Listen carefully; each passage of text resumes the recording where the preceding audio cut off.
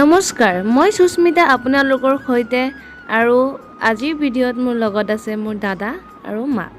আজিৰ ভিডিঅ'টো কিহৰ ওপৰত হৈ আছে এতিয়ালৈকে চাগে আপোনালোক গম পালে। আজিৰ ভিডিঅ'টো আমাৰ নতুন মেম্বাৰজনী অহাৰ কাৰণে হৈ আছে। নতুন মেম্বাৰজনী কওঁতে মানে আমাৰ এই গাইজনী নতুনকৈ আনিছে। তে গাড়ীৰ পৰা নমাই আছে, এইটো ঘৰৰ পৰা অলপ দূৰত নমাই আছে। আমাৰ ঘৰত নতুন গাইজনী অনাৰ পিছত কি নিয়ম হয় সেইখিনি আপোনালোকৰ লগত শ্বেয়াৰ কৰিম। আমাৰ গোহালিটো অলপ সৰু হৈ গৈছে কাৰণে ইফালে আৰু অকণ বঢ়াই আছে, গোহালিটো ডাঙৰ কৰিব অলপ। আপোনালোকেতো দাদাক চিনিয়ে পায়, এয়া মোৰ দাদা আৰু এতিয়া গাইকেইজনীক পানী খুৱাই আছে আৰু এও হ'ল মোৰ মা। আমাৰ নতুন গাইজনী আনিলে কি নিয়ম হয় সেইখিনি আপোনালোকৰ লগত তুলি ধৰিম বুলি কৈছিলোঁ।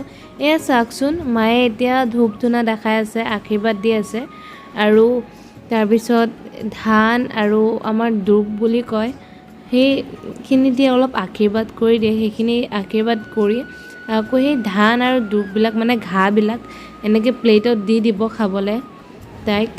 প্ৰথম যেতিয়া আহে আমাৰ এইখিনি নিয়ম হয়।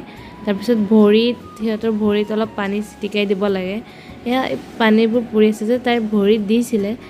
মই ক্লিপকেইটা ইমান উঠাব পৰা নাই, যিহেতু মানুহ আছিলে, বেলেগ মানুহ ইমান ভৰি আছিলে ঘৰত, মানে যোনে লৈ আহিছিলে তেওঁলোক।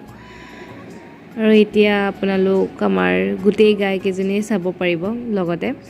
আৰু তাইকটো দেখালোৱে। এতিয়া আমাৰ আগৰ গাইখিনি এয়া তেনেকৈ ৰৈ আছে, খোৱাবোৰ চাই আছে যে সিহঁতক কেতিয়া খাবলৈ দিব। তো খাবলৈ কাৰণে ৰৈ আছে, খোৱাবোৰ কেনেকৈ চাই আছে চাওকচোন। এজনী খাই আছে কাৰণে।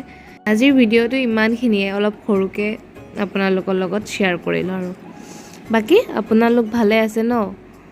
এতিয়া এয়া মায়ে ধূপ দেখাই আছে আৰু ইফালে মোৰ দাদা পানী খুৱাই আছে গাইকেইজনীক আৰু বাকীখিনি আৰু এইফালে আপোনাৰ পানী ভৰাই আছে পাইপ দি। আজিৰ ভিডিঅ'টো ইমানখিনিয়ে। ভিডিঅ'টো সম্পূৰ্ণ চোৱাৰ বাবে ধন্যবাদ।